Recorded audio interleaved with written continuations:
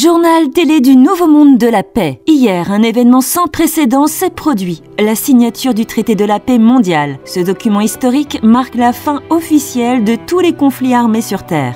Dans les coulisses de cet événement monumental, les citoyens s'emparent de leur avenir avec une énergie nouvelle. Dans les quartiers, les campagnes et les villes, des initiatives émergent pour répondre aux besoins locaux tout en construisant un monde équitable. De l'agriculture durable à l'énergie renouvelable, ces projets redéfinissent les priorités des communautés en plaçant l'entraide et la résilience au cœur de leur action. Fermes collectives, jardins communautaires et banques alimentaires s'organisent pour assurer une sécurité alimentaire durable. Par exemple, un réseau de jardins urbains fournit des légumes frais aux familles tout en offrant des opportunités de formation pour les jeunes. Vous entendrez les témoignages de ces hommes et de ces femmes qui construisent un futur où personne ne sera laissé de côté.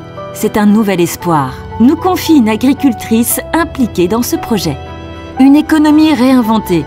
Avec la paix vient également une rénovation complète du modèle économique mondial.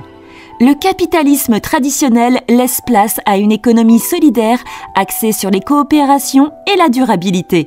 Ce nouveau paradigme repose sur des principes d'entraide, de gestion collective des ressources et de respect de l'environnement, dessinant un avenir plus équitable pour tous. Dans certaines régions d'Afrique et d'Asie, des communautés expérimentent déjà un système sans monnaie. Les habitants échangent des services, des biens et des compétences, mettant en avant des valeurs de confiance et de réciprocité. Au Kenya, des villages entiers participent à des marchés d'échange hebdomadaires, où des produits agricoles, des vêtements et même des services de réparation sont échangés sans argent. De même en Inde, des collectifs de femmes artisans utilisent des réseaux de troc pour commercialiser leurs créations. Mais comment ce modèle peut-il s'adapter à une échelle mondiale? Quels sont les nouveaux piliers de l'économie? Des experts nous éclairent sur ces questions. Selon eux, l'économie de demain s'appuiera sur des plateformes numériques de collaboration, des monnaies locales soutenues par des ressources tangibles et des coopératives transfrontalières. Dans le domaine de l'énergie, par exemple, des communautés mettent en place des micro-réseaux solaires. Dans les transports, les initiatives de partage de véhicules se multiplient, favorisant une mobilité plus propre et accessible. Quels sont les métiers d'avenir dans cette nouvelle économie? Des rôles comme gestionnaire de réseaux locaux ou expert en économie circulaire pourraient devenir essentiels.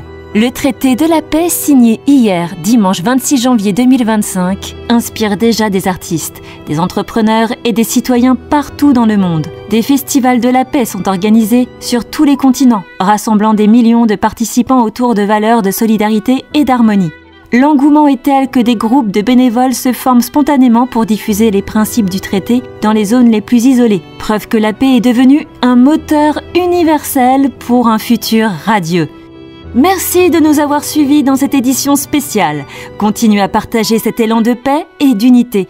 Rendez-vous demain pour d'autres actualités de ce nouveau monde. Ensemble, écrivons l'avenir.